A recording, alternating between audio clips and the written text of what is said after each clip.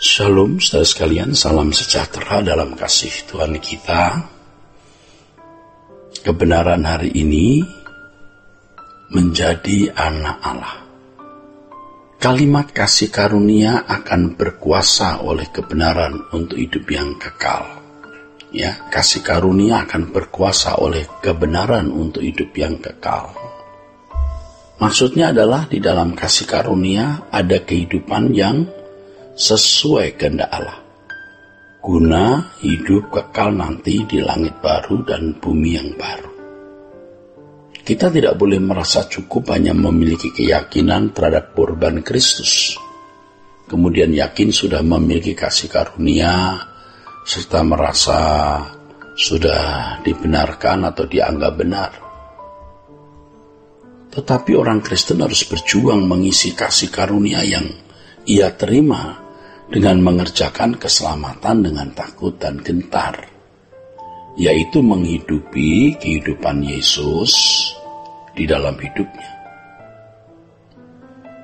Itulah sebabnya, saudaraku, dalam Roma pasal 6 ayat 6 tertulis, agar kita jangan menghambakan diri lagi kepada dosa. Dan dalam Roma pasal 6 ayat 11 dan 13 tertulis, demikianlah hendaknya kamu memandangnya bahwa kamu telah mati bagi dosa, tetapi kamu hidup bagi Allah dalam Kristus Yesus. Dan janganlah kamu menyerahkan anggota-anggota tubuhmu kepada dosa untuk dipakai sebagai senjata kelaliman, tetapi serahkanlah dirimu kepada Allah sebagai orang-orang yang dahulu mati, tetapi yang sekarang hidup. Dan serahkanlah anggota-anggota tubuhmu kepada Allah untuk menjadi senjata-senjata kebenaran. Kalau Paulus mengatakan kamu telah dimerdekakan dari dosa dan menjadi hamba kebenaran, itu bukan berarti bahwa secara otomatis seseorang bebas dari dosa, saudaraku, lalu bisa hidup suci. Melainkan harus melalui perjuangan dengan tidak menyerahkan anggota-anggota tubuh kepada dosa. Itulah juga sebabnya di Roma pasal 6 ayat 19 Paulus mengatakan, sebab sama seperti kamu telah menyerahkan anggota-anggota tubuhmu menjadi hamba kecemaran dan kedurhakaan yang membawa kamu kepada kedurhakaan, demikian hal kamu sekarang harus menyerahkan anggota-anggota tubuhmu menjadi hamba kebenaran yang membawa kamu kepada pengudusan. Jika hal ini kita lakukan, maka kita memperoleh buah yang membawa kita kepada pengudusan, dan sebagai kesudahannya ialah hidup kekal.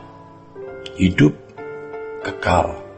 Hidup dalam kemuliaan dan kebahagiaan bersama dengan Tuhan Yesus di surga nanti. Dengan demikian adalah sesuatu yang mutlak, bahwa orang percaya harus hidup menurut roh.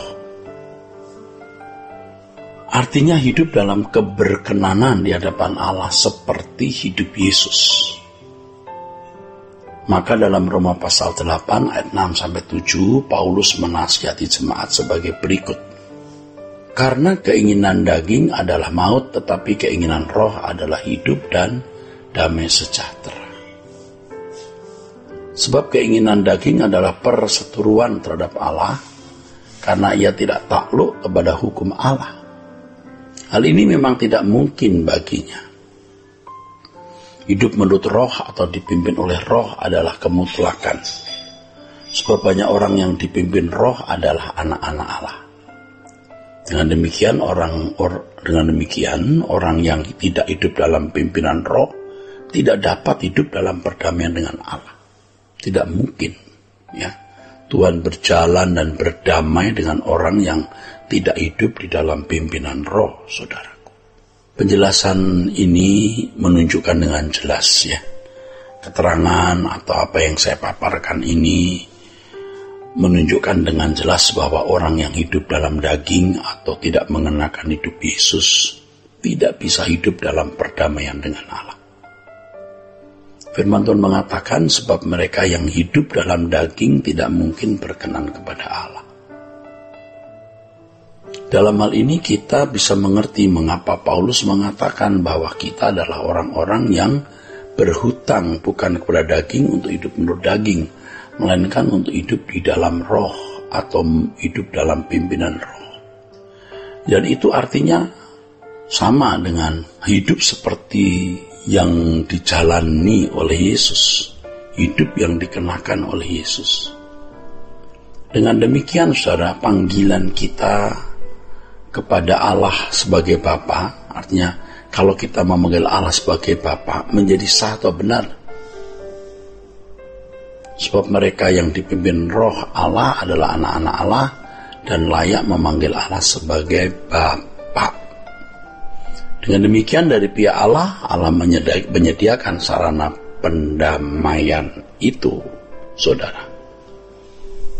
Apa yang saya kemukakan ini juga sinkron dengan pernyataan Petrus dalam 1 Petrus 1 ayat 14-17. Hiduplah sebagai anak-anak yang taat dan jangan turuti hawa nafsu yang menguasai kamu pada waktu kebodohanmu. Tetapi hendaklah kamu menjadi kudus di dalam seluruh hidupmu sama seperti Dia yang kudus yang telah memanggil kamu, sebab ada tertulis kuduslah kamu sebab aku kudus. Dan jika kamu menyebutnya Bapa, yaitu Dia yang tanpa memandang muka menghakimi semua orang menurut perbuatannya, maka hendaklah kamu hidup dalam ketakutan selama kamu menumpang di dunia ini. Saudaraku, ayat ini secara tidak langsung menunjukkan bahwa orang yang menjadi anak-anak Allah harus mengerti perasaan Bapaknya, harus mengerti perasaan Allah Bapaknya. Kalau tidak, maka Bapa tidak bisa bersekutu dengannya. Hiduplah sebagai anak-anak Allah, ya kan? Lalu kuduslah kamu sebab Allah kudus, kan jelas. Meneguhkan pengertian terhadap kebenaran ini, kita harus memperhatikan pula Roma 8 ayat 17. Dan jika kita adalah anak, maka kita juga adalah ahli waris. Maksudnya, orang-orang yang berhak menerima janji-janji Allah, yang akan menerimanya bersama-sama dengan Kristus, yaitu jika kita menderita bersama-sama dengan Yesus, supaya kita juga dipermuliakan bersama-sama dengan Dia. Saudara, ayat ini juga sangat jelas menunjukkan bahwa tidak semua orang Kristen adalah anak-anak Allah. Ya, tidak semua orang Kristen adalah anak-anak Allah yang sah, yang akan menjadi ahli waris, yang berhak menerima janji-janji Allah, yang akan menerimanya bersama-sama dengan Kristus.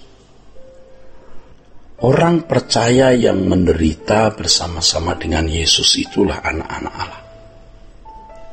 Harus menderita bersama-sama dengan Yesus. Orang percaya yang menderita pasti orang percaya yang dewasa rohani. Ya, jadi kalau tidak dewasa rohani pasti tidak bersedia menderita bersama dengan Yesus. Jemaat Roma sudah mencapai kehidupan kedewasaan rohani seperti ini, sehingga mereka dapat dikatakan sebagai orang-orang yang lebih dari orang-orang menang. Artinya lebih dari orang-orang yang menang secara materi, secara ekonomi, secara pangkat, secara gelar, secara penampilan. Lebih dari orang-orang duniawi dengan segala kemewahan dan kegemerlapannya. Mengapa? Ya, sebab memiliki Kristus adalah segalanya. Memiliki Kristus adalah segalanya. Lebih mewah, lebih mulia, lebih agung dari segalanya, dari segala sesuatu. Amin.